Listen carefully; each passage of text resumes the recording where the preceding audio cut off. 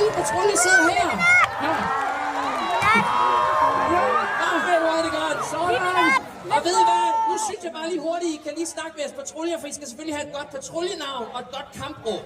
Så Altså, kan vi ikke lige lave noget larm herovre? Vi skal slå de andre jo. Ja, kom så.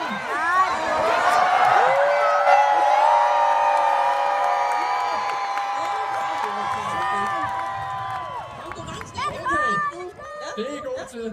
Jeg siger bare lige, at jeg skal lige høre, Mikkel, hvad er jeres patruljenavn, synes du? Har I nogle forslag?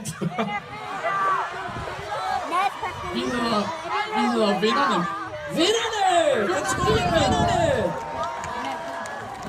Og I kommer altså til at sidde herovre i den røde farve, i det røde hold. Jeg ved godt, du har blå på normalt. Ja, yes. Og Nat, hvad hedder jeres patrulje? Jeg går med for det.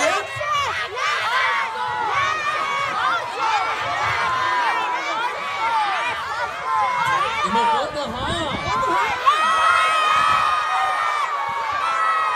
Hvad tænker du? Spejderne! Det bestemmer, det er dig, der er patruljeleder. Du skal styre alle de her børn.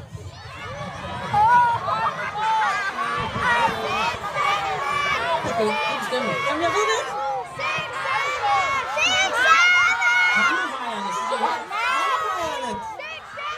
Blåbærerne. Okay. Vi hedder Blåbærpatrulje. Okay. Og vi skal også lige høre herovre, Emil. Ja. Hvad hedder jeres patrulje?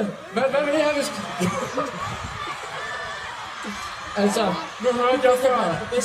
Ja, jeg hørte før, at der var mange, der kunne lide panda i Minecraft. Så jeg tænker, skal vi ikke hedde pandaerne?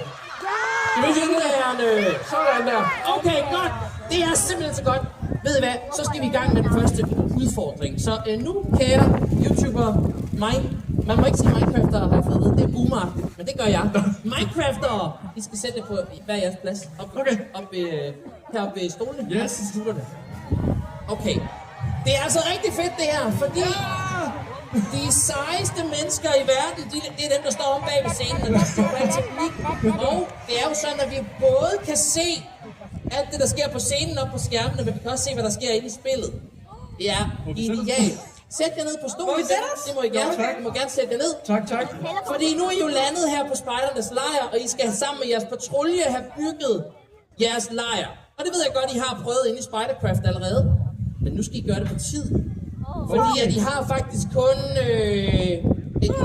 7 minutter til at bygge. Måske 10 minutter, hvis I er heldige.